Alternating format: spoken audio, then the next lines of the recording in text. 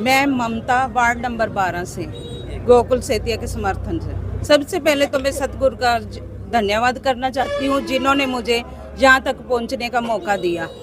मैं विधायक जी की बहुत आभारी हूँ जिन्होंने मुझे इस लायक समझा। बहुत अच्छा संजोग है और जनता ने खुद ही हमें चुनकर। मेरे वार्ड में ज़्यादातर स्ट्रीट लाइट और सीवरेज की प्रॉब्लम है, पानी की दिक्कत है, गर्मियों में बहुत ज़्यादा दिक्कत रहती है। जो जो समस्या मेरे सामने है, मेरे खुद को फील होती है, वही मैं सबके लिए समाधान निकालूंगी।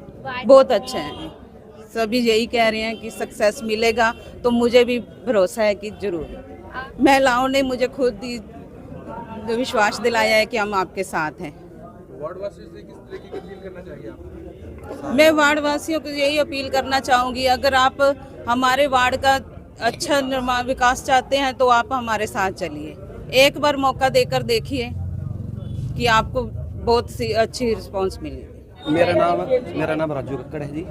हाँ जी, विधायक जी आ रहे हैं, उद्घाटन कर रहे हैं। वार्डवासियों का बहुत सहयोग मिल रहा है। गोकुल सेतिया जी के भी धन्यवाद करते हैं।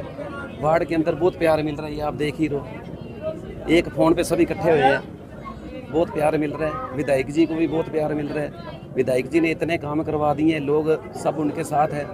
वार्ड के अंदर मैडम प्रॉब्लम ये है कि जैसे आप गलियों की प्रॉब्लम है, सीवरेज की प्रॉब्लम है, वो जो भी कमी है वार्डवासी हमारे को जो बता रहे हैं उनका सभी का हल निकलाएंगे। हम वार्डवासियों से अपील करते हैं भी एक बारी मौका दे, हम वार्ड का फुल काम करवाएंगे। हाँ जी, आज चुनाव कार्यालय का उद्घाटन है। हमने अपनी उम्मीदवार ये ममता भाभी जी मेरे, उनको उतारा गया है और अभी गोकुल सेतिया जी आ रहे हैं, वो अपने चुनाव कार्यालय का उद्घाटन करेंगे। और हम सब वार्डवासियों से ये अपील करेंगे कि अपना भरपूर साथ हमें दीजिए। लोगों का प्यार बहुत दिख रहा है, आपके सामने है पीछे। एक बार कैमरामैन को कहूँगा कि एक बार पीछे दिखाया जाए अपनी जो भीड़ है। उसके बाद और समस्याएं यहाँ ये है कि कभी सीवर में प्रॉब्लम आती है, सीवर लीकेज है, कभी लाइट, कहीं लाइट की प्रॉब्लम है, कहीं स्ट्रीट लाइट नहीं है, तो ये बहुत सारी प्रॉब्लम है। तो हमारा प्रयास ये है कि हम पहले भी करवाते रहे हैं सारे एरिए के अंदर ये काम। बाकी अब जैसे ही अगर हमें पावर देगी, अगर जनता हमें पावर देगी, तो फिर आप देखना वार्ड का नक्शा कैसे चेंज होता है। तो हम उम्मीद करते हैं कि सारी जनता हमारे साथ चलेगी। वैसे आपके सामने है कि सब लोग हमारे साथ है, पूरा मोहल्ला ही साथ है। देखो आप इधर, तो इससे टक्कर मारते हैं। देखो हमारे को तो कोई टक्कर नज़र आ नहीं रही। टक्कर ऐसे है कि जनता का प्यार जितना मिल रहा है उस हिसाब से हमारी कोई टक्कर नहीं है, ना ही हम किसी से टक्कर मांगते हैं। मुद्दा एक ही है जी, मुद्दा ये है कि हम काम करेंगे और काम कर भी रहे हैं पूरे वार्ड के अंदर। आप किसी से भी यहाँ इंटरव्यू ले सकते हैं कि वार्ड के अंदर कभी भी कोई प्रॉब्लम आती है तो हम दिन रात उनके लिए हाजिर हैं। परसों एक 14 नंबर गली का एक वाक्य बताता हूँ आपको। रात पे एक खड्डा हो गया 14 नंबर गली के अंदर, तो वहाँ पत्रकार महोदय आए, उन्होंने किसी से इंटरव्यू लिया, कहते यहाँ काम नहीं होता। तो उनके सामने ही हमने एक मैसेज डाला और सुबह मेरे हिसाब से 9 बजे या 10 बजे वो काम हो चुका था। वार्डवासी से ये अपील करते हैं कि अपने भाई अपनी बहन को मौका दें, और वार्ड के अंदर अगर किसी प्रकार की कोई कमी रह जाए तो हम सब सारा दिन ही इस वार्ड के अंदर होते हैं, घर घर पे जाते हैं। लोग तो एमसी को ढूंढते हैं, पर हमारा काम ही ऐसा कि हम हर घर पे डेली पहुंचना ही पहुंचना है, तो हमारे को ढूंढने की जरूरत नहीं है। हम पूरा भरपूर काम करेंगे। देखिए, रिस्पॉन्स में हमें हर वार्ड में से बहुत अच्छा मिल रहा है। जैसे हम डोर टू डोर जा रहे हैं, पर्सनल भी मिल रहे हैं, तो रिस्पॉन्स बहुत अच्छा मिल रहा है हमें। देखिए, जैसे जनता हमें अपना सहयोग देगी और सहयोग से हम अगर सारे प्रत्याशी, कांग्रेस प्रत्याशी जीतते हैं या मैं जो उम्मीदवार जीतती हूँ, तो मैं जनता की उम्मीदों पे खरी उतरूँगी और उनकी बात सुनूंगी और हमेशा आगे डटी रहूँगी उनके लिए। देखिए, जैसे ही लोग जो भी भ्रष्टाचार फैला हुआ है कमेटी में, जैसे आप लोगों को भी पता है तो हम लोग उसकी कार्रवाई करवाएंगे, फिर जो भी होगा निर्णय वो उसी टाइम उचित कार्रवाई करेंगे। फिर जब कोई प्रत्याशी या कोई भी है मैदान में उतरता है तो उसे ये होता है कि मैंने जीतना है, तो हमें ये 100% लग रहा है कि हम जीतेंगे। बहुत बढ़िया। देखो जी, अभी तो स्टार्टिंग है, अभी आज तो तारीख थी अपना नॉमिनेशन वापस लेने की, तो बड़े साथियों ने अपना नॉमिनेशन भी वापस उठाया और अब तो खेल शुरू होगा चुनाव का।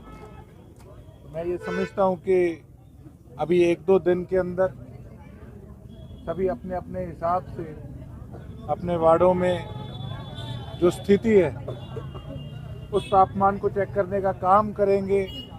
उसके बाद फिर जनसभाओं का दौर शुरू होगा। तो अभी तो 1 आधा दिन लगेगा इलेक्शन को स्टार्ट होने में, मैं ये समझता हूँ। देखो, अब जनता का क्या रिस्पॉन्स रहता है, 100 में से कितने नंबर गोकुल सेतिया के काम को मिलते हैं इन 100 दिनों के, ये देखने की बात है। आज के समय तरह तरह के पुराने जो अफवाहें, उससे बाजार गर्म है।